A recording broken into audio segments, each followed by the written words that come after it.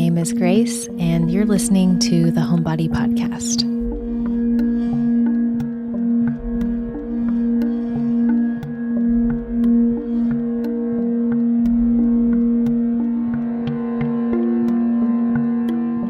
Hi, everyone. Welcome to the final episode for this season, and thank you for your patience as we come to this episode. This kind of first chunk of the year has been a lot for me personally. I'm doing fine, but it has been a lot of waves kind of coming and going, and I've needed a lot of space and embodied time in order to kind of be present with that in a really embodied way. So thank you for your patience with this episode. I'm thinking of this as a full circle. We started this season about the third house, the house of the goddess, and water medicine. And I think we're starting where we began in many ways. And so this episode will just be a 2-part song, sentiment, sharing, poetic essay, whatever you would like to call it, as a sort of bow or something to carry the house of the goddess and the water medicine with us as we go forward into what will be summer in the Northern Hemisphere, but the next few months. May she be with you.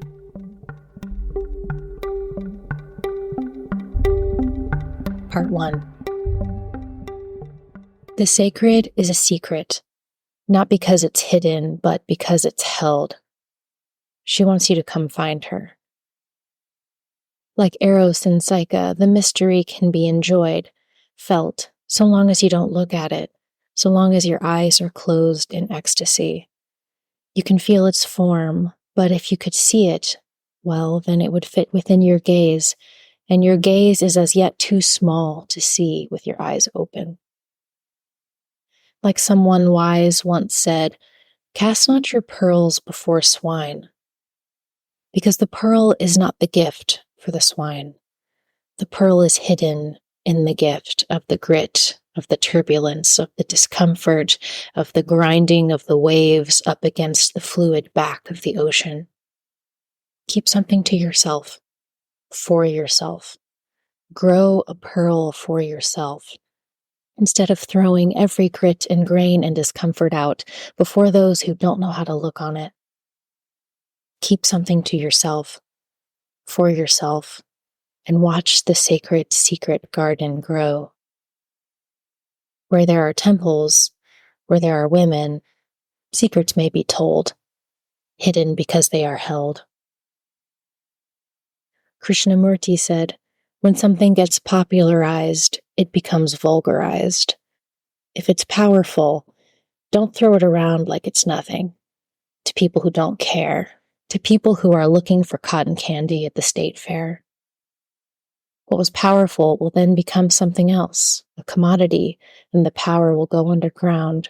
It will hide deeper and deeper and deeper underground, until those who would seek it must become the ground themselves, must dissolve and go lower and lower and lower, until they find at the bottom of the lake, at the bottom of the well, at the bottom of the marsh, beneath the ocean, inside the dragon's mouth, is her.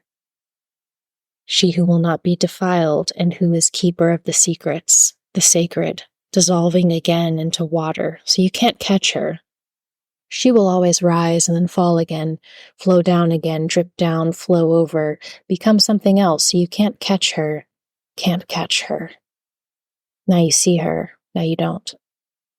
Stop putting her in a cup and serving her up, putting her out. She'll stay hiding behind something that you think is ridiculous, behind something you think is old, out of date, uncool, or problematic.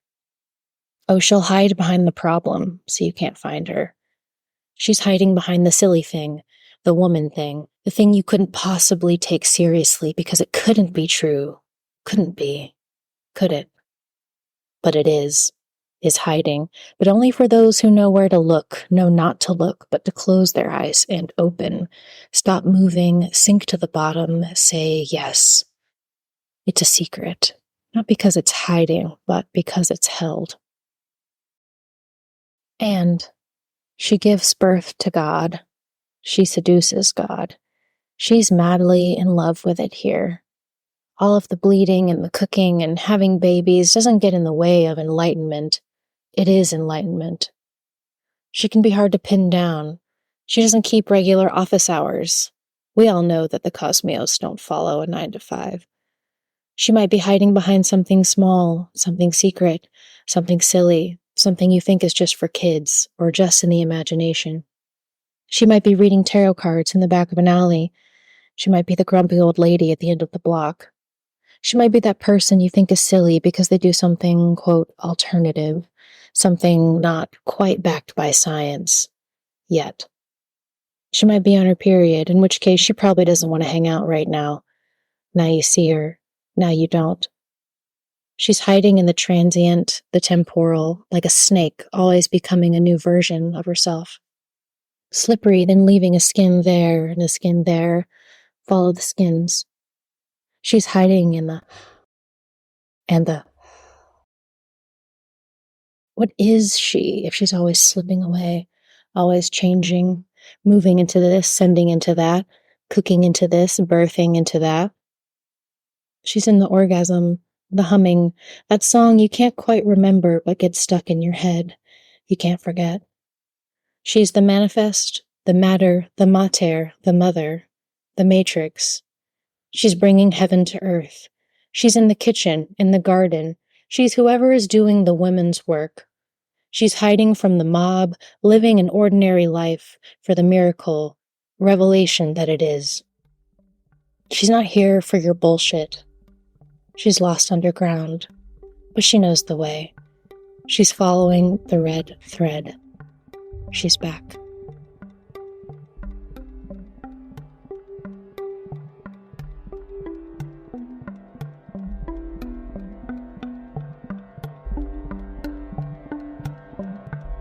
Thank you so much for listening. If you enjoyed the episode, please take a few moments to subscribe to the show, leave us a review, and share the episode. These small tasks help our independent podcast so much.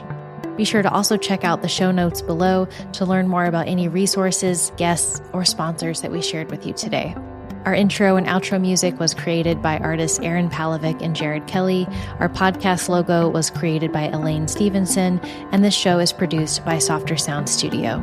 Thank you for being here. Be well. Peace.